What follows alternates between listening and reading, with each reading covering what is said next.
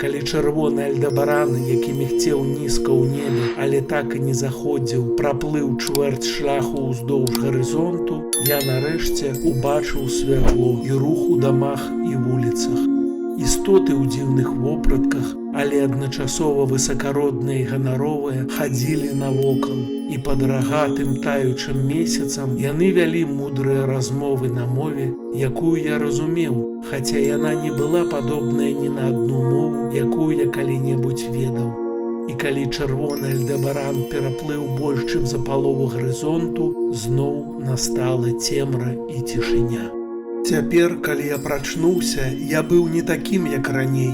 У маёй памяці была як з мармуру высечана выява горада, а ў маёй душы узнік іншы і больш цьмяны ўспамін, паходжанне якога мне было невядома.